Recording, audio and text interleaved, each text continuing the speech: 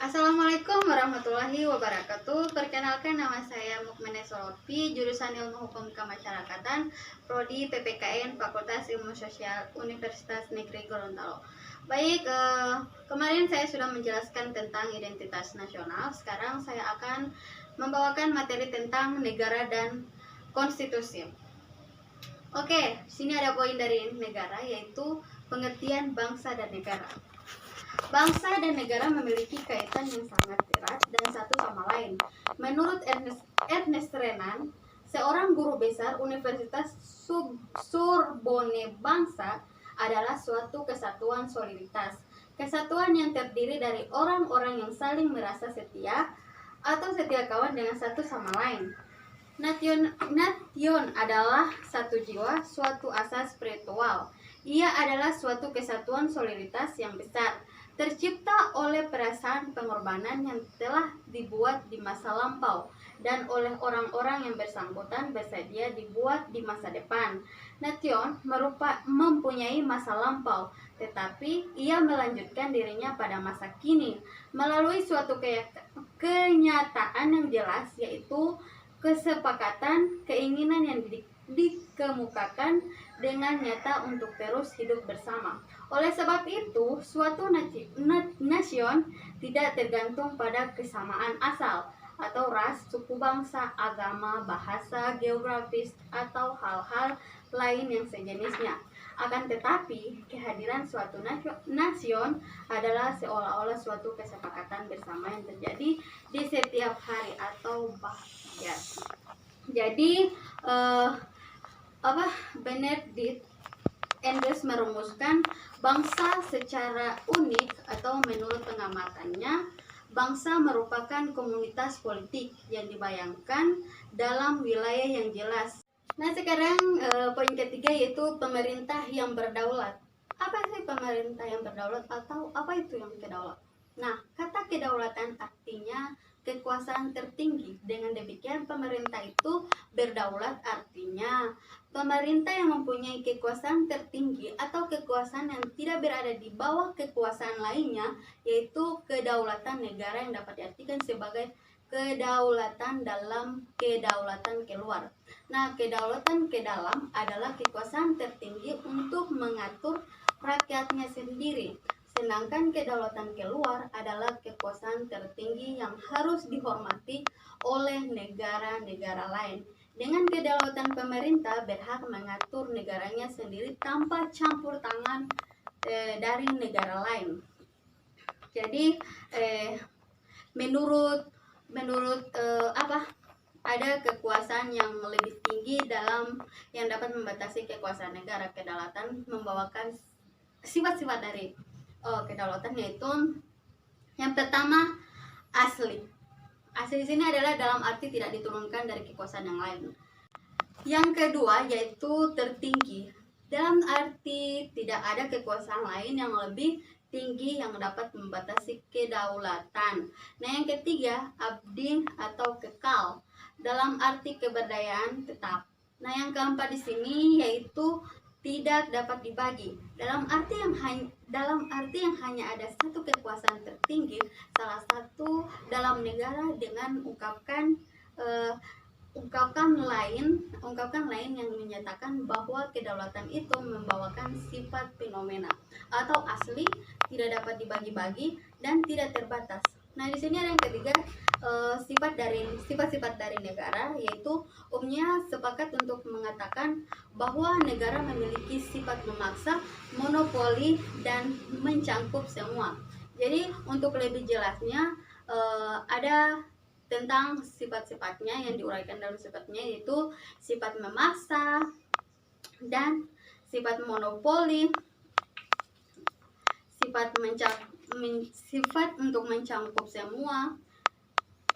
Jadi yang ketiga sini ada yang keempat, yaitu tujuan dan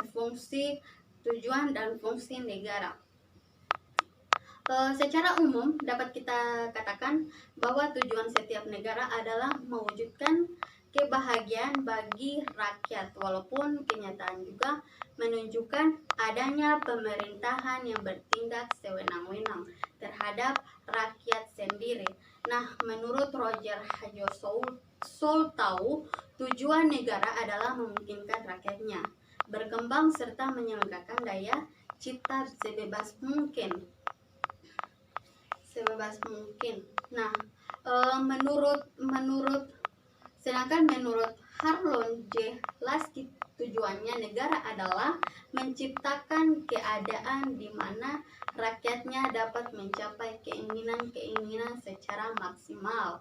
Jadi ada tujuan negara Indonesia sesuai dengan alinea keempat pembukaan Undang-Undang Dasar 1945 adalah melindungi segenap bangsa Indonesia dan seluruh tumpah darah Indonesia, memajukan kesejahteraan umum, mencerdaskan kehidupan bangsa, dan ikut melaksanakan ketertiban dunia yang berdasarkan kemerdekaan, perdamaian abadi, dan keadilan sosial dipimpin oleh hikmah. Namun setiap negara, apapun ideologinya, yang dianut menyegarkan fungsi minimum yang mutlak. Nah, sifat-sifatnya di sini yaitu untuk melaksanakan, yang pertama itu untuk melaksanakan penertiban atau love on order, yaitu untuk mencapai tujuan bersama dan mencegah bentrokan dalam masyarakat dengan harus melaksanakan penerbitan. Nah, yang kedua ini yaitu mengusahakan kesejahteraan dan kemakmuran rakyat. Yang ketiga yaitu pertahanan, fungsi ini untuk mempertahankan negara dari kemungkinan serangan dari luar, sehingga negara harus dilengkapi dengan alat-alat pertahanan. Nah, yang keempat di sini yaitu menegakkan keadilan. Ya, untuk menunjukkan keadilan, negara memiliki badan-badan peradilan. Nah, dalam peradilan ini ada menurut Charles M. Merriam, fungsinya yaitu dijalankan oleh negara yaitu keamanan ekstern, fungsi ketertiban inter, fungsi keadilan, fungsi kesejahteraan umum, dan fungsi kebebasan.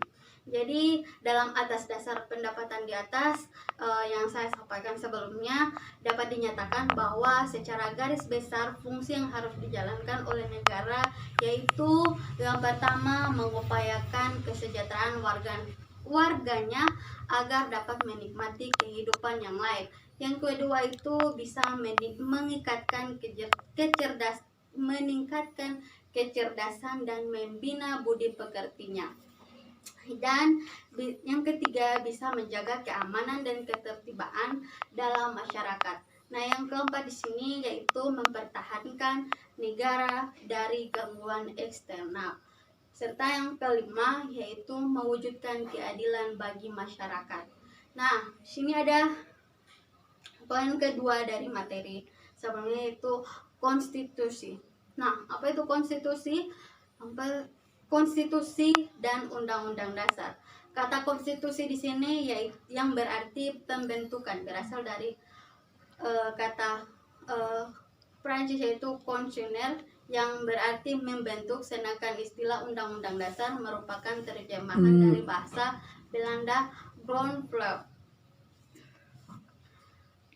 Konstitusi merupakan kerangka kehidupan negara yang diatur dengan ditentukan hukum. Nah, sedangkan dalam pengertian yang luas, konstitusi juga mencangkup kebiasaan ketatanegaraan sebagai suatu kaidah yang sifatnya tidak tertulis. Jadi, ketika istilah konstitusi disamakan,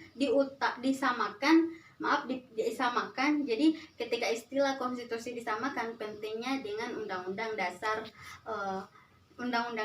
Istilah tersebut hendaknya dipahami dalam pengertian yang sempit. Yang kedua di sini unsur-unsur yang terdapat dalam konstitusi. Nah, unsur-unsur yang terdapat dalam konstitusi ini ada menurut Safoni Lohman ada 3 unsur yang terdapat dalam konstitusi, yaitu yang pertama konstitusi dipandang sebagai perwujudan. Nah, perwujudan perjanjian masyarakat atau kontrak sosial, sehingga menurut pengertian ini konstitusi yang ada merupakan hasil atau konseksual dari perpekataan masyarakat untuk membina negara dan pemerintahan yang akan mengatur dan dalam mereka mengatur mereka. Nah, yang kedua di sini ada konstitusi sebagai piagam yang menjamin atau hak-hak manusia, menjamin hak-hak manusia. Berarti perlindungannya dijamin atas hak manusia dan warga negara yang sekaligus penentu batas-batas dan kewajiban baik warganya maupun alat-alat pemerintahannya. Jadi yang ketiga di sini adalah konstitusi sebagai forma regimenis, yaitu kerangka bangunan pemerintah atau lubis. Pendapatan lain dikemukakan oleh Sri Sumantri yang menyatakan bahwa materi muatan konstitusi ini dapat dikelompokkan menjadi 3, yaitu pengaturan tentang perlindungan hak asasi manusia dan warga negara. Yang kedua, pengatur tentang susunan ketatanegaraan suatu negara yang mendasar. Yang ketiga, pembatas dan pembagian tugas kedatangan yang menjadi dasar. Nah, di sini ada perubahan konstitusi. Nah, betapapun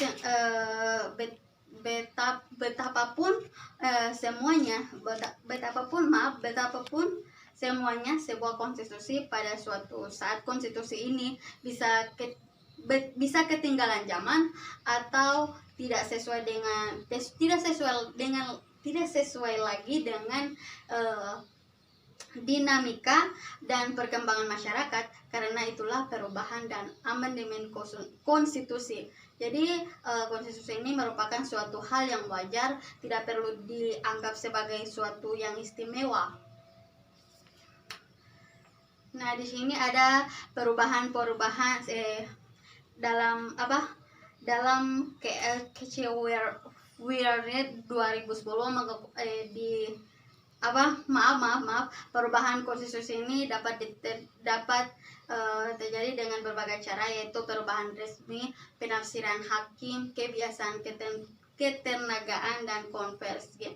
Jadi tentang perubahan terhadap Undang-Undang Dasar 1945 ini sesuai pasal 37, ketentuan tentang perubahan itu adalah yang pertama, usul perubahan pasal-pasal dalam Undang-Undang Dasar 1945 dalam dianggarkan dalam sidang Majelis Permusyawaratan Rakyat apabila diajukan oleh sekurang-kurangnya 1/3 dari jumlah anggota Majelis Permusyawaratan Rakyat. Nah, yang kedua ini, setiap usul perubahan pasal-pasal Undang-Undang Dasar 1945 diajukan secara tertulis. Jadi yang ketiga di sini yaitu untuk mengubah pasal-pasal Undang-Undang Dasar Negara Republik Indonesia, sidang Majelis Permusyawaratan Rakyat itu dihadiri oleh sekurang-kurangnya 2/3 dari jumlah anggota Majelis Permusyawaratan Rakyat. Yang keempat yaitu putusan untuk mengubah pasal-pasal Undang-Undang Dasar dilakukan dengan persetujuan sekurang-kurangnya 50% ditambah 1 anggota dari seluruh anggota Majelis Permusyawaratan Rakyat. Nah, yang kelima yaitu khusus mengenai bentuk negara kesatuan Republik Indonesia tidak dapat dilakukan perubahan. Nah, di sini kita masuk yang poin ketiga, yaitu peranan konstitusi dalam kehidupan bernegara. Kita masuk ke poin ketiga, yaitu peranan konstitusi dalam kehidupan bernegara. Nah, secara umum dapat dikatakan bahwa konstitusi ini disusun sebagai pedoman dasar dalam penyelenggaraan kehidupan negara agar negara berjalan tertib, teratur, dan tidak terjadi tindakan yang sewenang-wenang dari pemerintah terhadap rakyatnya. Untuk itu, maka dalam konstitusi ditemukan kerangka bangunan suatu negara. Nah, kewenangan pemerintah sebagai pihak yang berkuasa serta hak-hak asasi manusia warga negara. Jadi, ada menurut Strong, tujuan konstitusi adalah membatasi tindakan sewenang-wenang pemerintah, menjamin hak-hak rakyat di pemerintah, dan menetapkan pelaksanaan kekuasaan yang berdaulat. Nah, atas dasar pendapat di atas bahwa kita nyatakan bahwa peranan Peranan konstitusi bagi kehidupan negara adalah untuk memberikan landasan dan pedoman dasar negara. Baik, hanya itu materi yang saya dapat sampaikan. Apabila ada kekurangan, mohon dimaafkan. Wassalamualaikum warahmatullahi wabarakatuh.